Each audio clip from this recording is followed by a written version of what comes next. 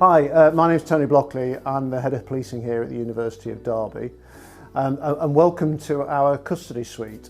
I'm going to give you a tour of the custody suite and show you what it does here, but importantly link that into the students and why we have it. The principal reason is, of course, that the policing programme is a practical programme as much as it is a theoretical programme. And this custody suite allows our students to practice what they will be doing in real life.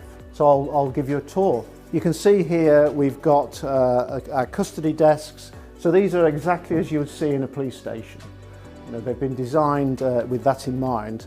And the booking in process, so this is where people that have been arrested will come into the custody suite, and then we'll go through a series of processes in terms of checking who they are, searching them, making sure they're safe, they'll have their rights read to them, etc, etc. So what you can see now is the process of somebody being searched as they come into the custody suite. So why does this take place? And the reasons are numerous really. One is to ensure that they don't have, the person that's coming into custody doesn't have anything on them which can cause them harm or cause somebody else some harm, and also to find out if they've got any evidence hidden on them. And what you'll see is any property that the person has is handed over, it's booked into the custody suite for safekeeping, as I say, and also to prevent any harm to themselves, etc. They'll check to see if they've got any necklaces or neck chains on, belts. They'll be asked to take their laces out or take their shoes off, and once they're satisfied that everything has been found or checked, etc, etc, then the rest of the booking in process can take place. So as the person is being booked into custody, they'll have a series of questions are asked of that individual.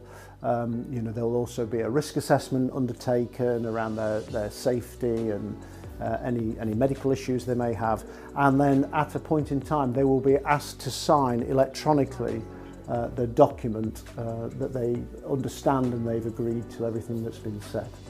Okay, so once the person has been booked into custody, you know, they've had their rights, they've signed for everything, then the officer will take them into a cell.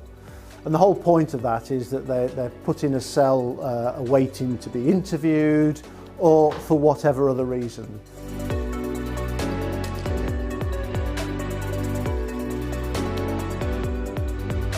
So the next stage of the process is that the suspect will be brought from the cell by the officers into one of our interview rooms, and in the interview room the solicitor is already present. The officers leave the suspect with the solicitor where they have a private consultation before they go into interview.